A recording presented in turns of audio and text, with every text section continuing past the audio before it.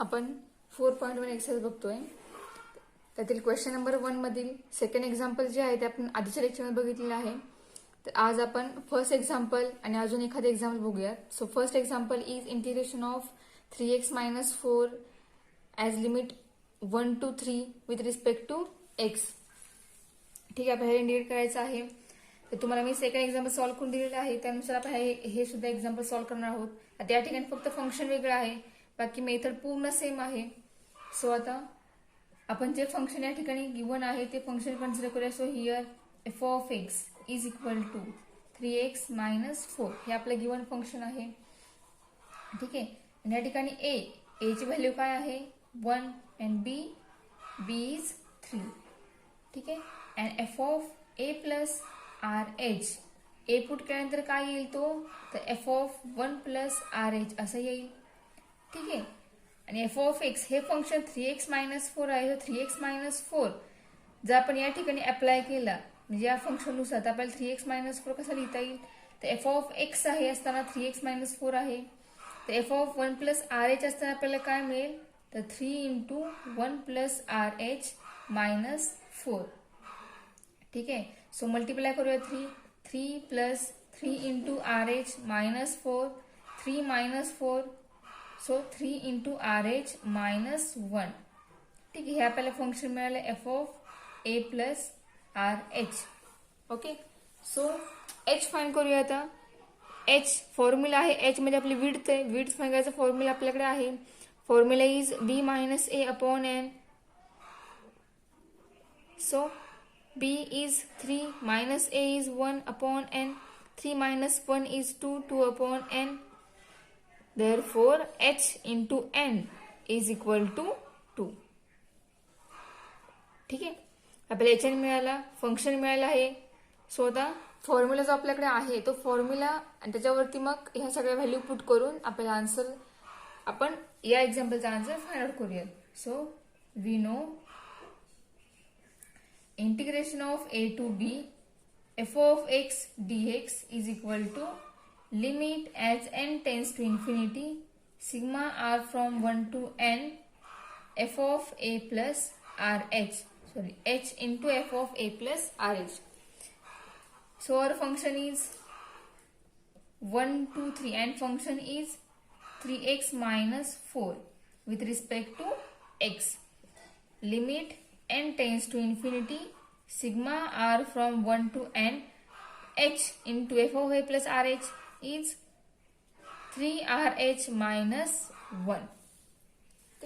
So आता h multiply करूयात आणि या दोन्ही टर्म जे आहेत ते सेपरेट करूयात. तर दोन्ही सेपरेट टर्मवर सिग्मा अप्लाय करूया. Okay, so we get limit as n tends to infinity sigma r from 1 to n. h multiply करूया, आपल्याला मिळेल 3RH² - h², sorry minus h. इथे h × h² होईल, मायनस इथे 1 आहे, सो h × 1 h मिळेल. ओके, सो सिग्मा या दोन टर्मवर अप्लाय करूयात. सो आपल्याला काय मिळेल बघा.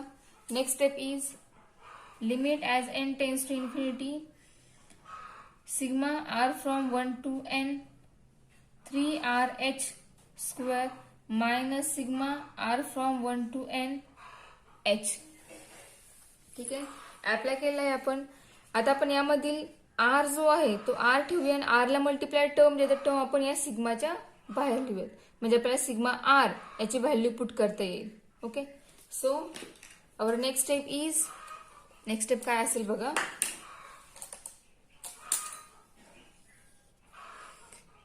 Next step is limit as n tends to infinity 3 × h² into sigma r from 1 to n into r minus h into sigma r from 1 to n h, sorry h common काढलाय, त्यातल्या बाहेर काढलाय आपण constant तो sigma 1. So limit as n tends to infinity 3 × h² into sigma r is n plus 1 upon 2 minus h into sigma 1 is n. हे सगळे फॉर्म्युले तुम्हाला series चॅप्टरमध्ये झालेले आहेत, त्यामुळे तुम्ही बघू शकता sigma R square, sigma R cube and sigma constant 1 ह्या सगळ्यांचे फॉर्म्युले त्या ठिकाणी गिव्हन आहे. ते फॉर्म्युले तुम्ही रिमाइंड करा, एका ठिकाणी एकत्र लिहा, म्हणजे तुम्हाला ते वापरता येतील. प्रत्येक एक्झाम्पलमध्ये ज्या ठिकाणी जो सिग्मा आर येईल किंवा सिग्मा आर स्क्वेअर येईल, जी सेरीज येईल त्या ठिकाणी तुम्हाला तो फॉर्म्युला अप्लाय करता येईल. So limit n tends to infinity 3/2 constant. आता हा जो n आहे बघा, n ऑलरेडी इथं आहेच. आता या ब्रॅकेटमध्ये आपण n कॉमन काढू, म्हणजे आपल्याला n स्क्वेअर h स्क्वेअर एकत्र करता येईल, त्याची व्हॅल्यू जी आहे ती पुट करता येईल. सो n कॉमन काढूया, n कॉमन निघाले या ब्रॅकेटमधील, शिल्लक राहणार 1 plus 1/n minus h into n. So limit n tends to infinity 3/2 into h square n into n square into bracket 1 plus 1/n minus h into n. So here 3/2 is constant. Then limit n tends to infinity h square n square h into n value is 2. So here 2 square into bracket 1/1 plus 1/n minus h into n is 2. Therefore we write 2. So next step is 3/2 into limit n tends to infinity 2 square is 4. आता हा जो limit आहे तो limit आपण ज्या ब्रॅकेटमध्ये n आहे त्या n वरती अप्लाय करूयात. म्हणजे हा जो 2 स्क्वेअर आहे तो कॉमन निघेल, सॉरी याच्या बाहेर निघेल, म्हणजे 3 into 2 into 2 raise to 2 into limit as n tends to infinity into bracket 1 plus 1/n minus 2. 3/2 फक्त यालाच मल्टिप्लाय आहे, या टर्मला 2 ला मल्टिप्लाय 3/2 नाहीये. सो नेक्स्ट स्टेप इज या 2 स्क्वेअर मधील एक 2 या 2 ला कॅन्सल होईल, म्हणजे आपल्याला मिळेल 3 इंटू 2 इंटू, आता लिमिट अप्लाय करूयात. So limit as n tends to infinity 1/n is 0. Therefore we get 1 plus 0 minus 2. 3 into 2 is 6. 6 minus 2.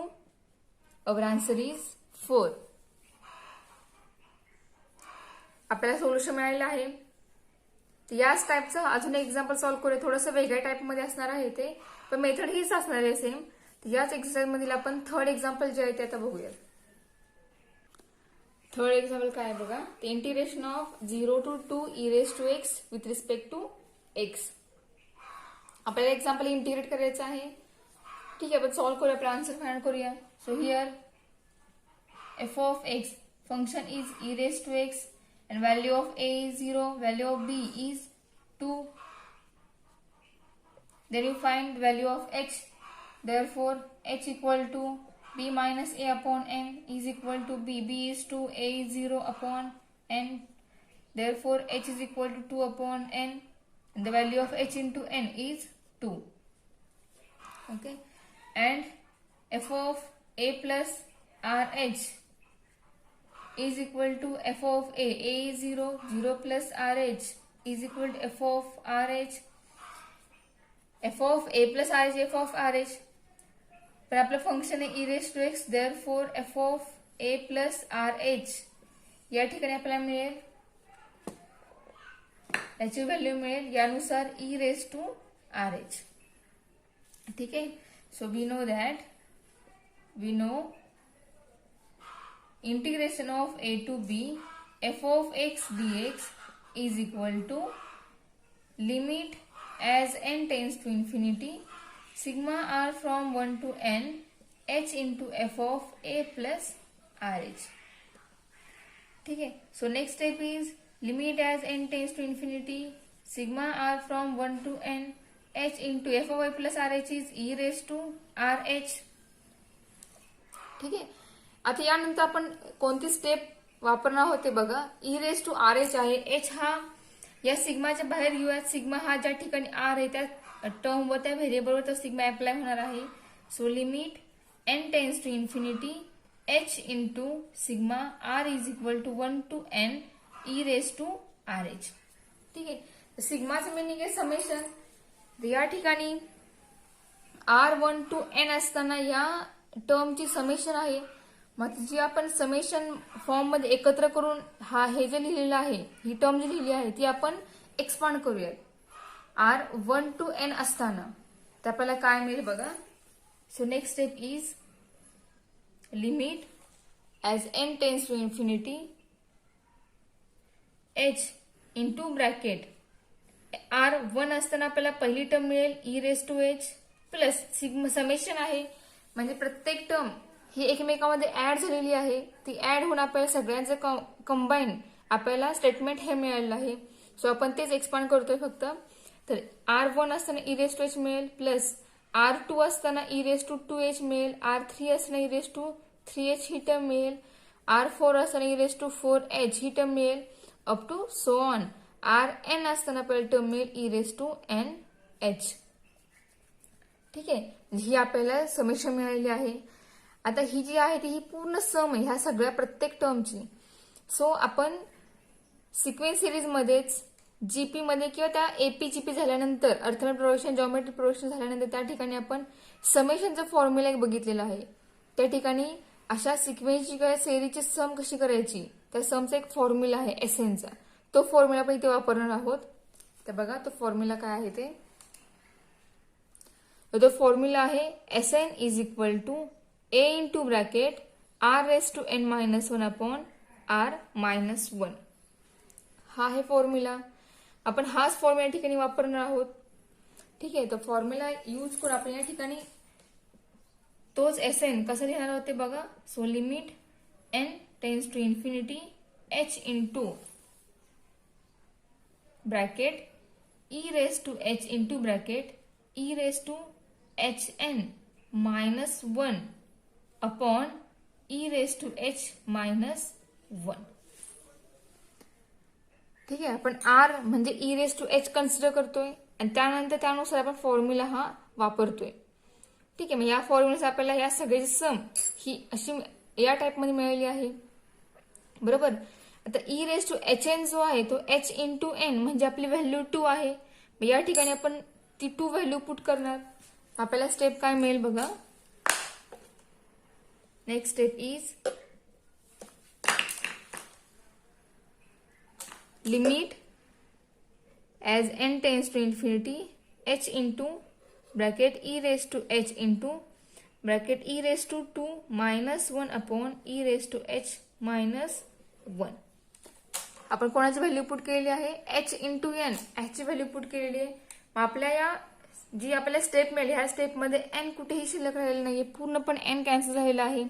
ठीक आहे, आणि h म्हणजे आपली कोण आहे आपल्या त्या पॉइंटमध्ये h ला आपण कशाबद्दल आपण h मांडला होता तर विड्थ म्हणजे डेल्टा आर बद्दल आपण h कन्सिडर केला होता. म्हणजेच डेल्टा आर म्हणजे विड्थ होती, h म्हणजे सुद्धा विड्थ होती. बरोबर. आपण त्या ग्राफमध्ये काय केलं होतं तर विड्थची व्हॅल्यू आहे ती कमी कमी केली होती. बरोबर. छोटे छोटे रेक्टँगल आपण तयार केले, त्यामुळे ते रेक्टँगल छोटे छोटे तयार केल्यामुळे काय झालं होतं आपला विड्थ जी आहे ती कमी कमी होत गेली. विड्थची व्हॅल्यू म्हणजे आपण विड्थ जी आहे ती टेन्स टू 0 कडे नेत होतो. बरोबर. म्हणजे हा डेल्टा जो आहे तो आपण 0 कडे घेऊन चाललो होतो. म्हणजेच ह्या h वर सुद्धा लिमिट काय असणार आहे apply tends to 0 apply limit असणार आहे. ते फक्त आपण आतापर्यंत n वर फक्त लिमिट अप्लाय केलं टेन्स टू इन्फिनिटी. फक्त n सोबत h वर सुद्धा ते लिमिट अप्लाय होत आहे टेन्स टू 0. पण आपण ते या ठिकाणी मेन्शन केलं नाहीये कारण आपण आतापर्यंत जी एक्झाम्पल सॉल्व्ह केली ती सगळी एक्झाम्पल आपण n मध्ये कन्वर्ट केली होती. त्यामुळे h चं लिमिट जे आहे ते आपल्याला त्या ठिकाणी यूज करता आलं नाही. पण आपलं आता एक्झाम्पल जे आहे हे ते आपण h मध्ये कन्वर्ट केलेलं आहे. मग ते h मध्ये कन्वर्ट केल्यामुळे या ठिकाणी आपल्याला h चं लिमिट वापरावं लागणार आहे. बघा या ठिकाणी आपला h सुद्धा टेन्स टू 0 आहे. तुम्हाला कशा प्रकारे टेन्स टू 0 हे समजलं असेलच. आपण आपल्याला ॲक्युरेट व्हॅल्यू फाइंड करायच्यासाठी आपण त्या ज्याचा आपण एरिया फाइंड करतोय त्या एरियाच्या पूर्ण जे पार्ट पाडले ते पार्ट आपण छोटे छोटे पार्ट पाडले होते. त्यामुळे त्या प्रत्येक रेक्टँगल मधील विड्थ जी आहे ती कमी कमी झाली होती. लेंथ मात्र तीच राहिली होती, फक्त विड्थची व्हॅल्यू ती कमी कमी झाली होती. म्हणजे विड्थ आपण कमी करत चाललेलो होतो. म्हणजेच याचा अर्थ त्या लिमिटवर त्या विड्थवर टेन्स टू 0 हे लिमिट अप्लाय झालेलं आहे त्याच वेळेस. मग तेच ते लिमिट आपण या ठिकाणी वापरतोय. तर बघा म्हणजे इथे n नाहीये, n नाही त्यासाठी यातील जे n tends to infinity limit cancel म्हणजे ते जाणार आहे. या ठिकाणी n व्हेरिएबल शिल्लक राहिले त्यामुळे आपला n पूर्णपणे कॅन्सल झाला आहे. सो लिमिट अप्लाय होईल h वर फक्त टेन्स टू 0. ठीक आहे. तर या ठिकाणी सुद्धा होतच, पण आपण त्या ठिकाणी मेन्शन केलं नाहीये. ठीक आहे. आपण एक्झाम्पल हे h मध्ये कन्व्हर्ट केल्यामुळे आपल्याला ते h चं लिमिट या ठिकाणी यूज करावं लागणार आहे. पण आता आपण जी एक्झाम्पल सॉल्व्ह केली 2 एक्झाम्पल, ती दोन्ही एक्झाम्पल आपण n मध्ये कन्व्हर्ट केली होती, त्यामुळे आपण त्या ठिकाणी n चं लिमिट आहे ते फक्त वापरलं. पण हे एक्झाम्पल आपण h मध्ये कन्व्हर्ट केलं आहे, त्यामुळे आपण या ठिकाणी h चं लिमिट वापरणार आहोत. तर बघा आपला आन्सर काय येईल. Limit h tends to 0. हा जो h आहे आपण तो याला डिवाइड घेणार आहोत, कारण त्याचा फॉर्म्युला आपल्याकडे आहे लिमिटचा. तो फॉर्म्युला यूज करण्यासाठी आपण हा जो h आहे तो आपण याला डिवाइड करणार आहोत. बरोबर. मग तोच रेसिप्रोकल होऊन मल्टिप्लाय होतो. म्हणजे बघा आपण कोणती स्टेप लिहितोय ते e raise to h into e square minus 1 upon e raise to h minus 1 upon h. ह्या दोन्ही स्टेप इक्वल आहेत, सेम आहेत. याचा रेसिप्रोकल करा तुम्ही. रेसिप्रोकल होऊन h जो आहे तो h पुन्हा या न्यूमरेटरला मल्टिप्लाय होईल.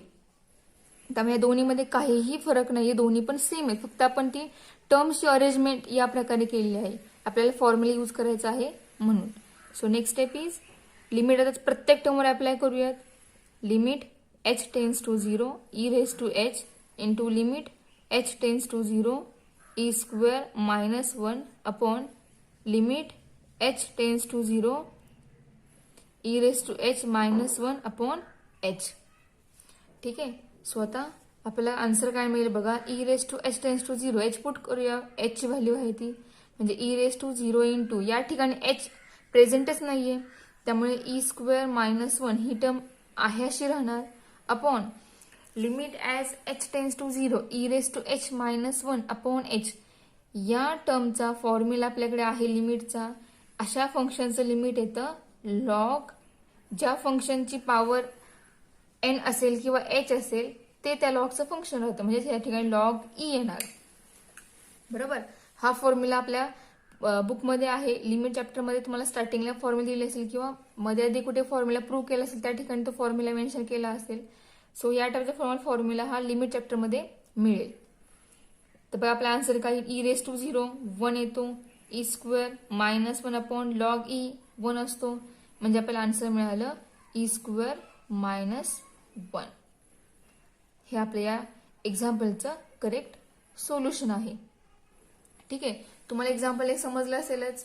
यासारखं same example A raise to x जे फंक्शन आहे ते एक्झाम्पल ते फंक्शन सेम टू सेम याच प्रकारे सॉल्व्ह करायचं आहे. तुम्ही हे समजून घ्या एक्झाम्पल, आणि यानुसार ए रेस टू एक्स एक वेगळं फंक्शन घ्या, त्याच्यावर लिमिट तुम्हाला हवंय ते यूज करा, किंवा हे 0 to 2 जरी वापरलं तरी चालेल, आणि त्या एक्झाम्पल तुम्ही आन्सर फाइंड आउट करा.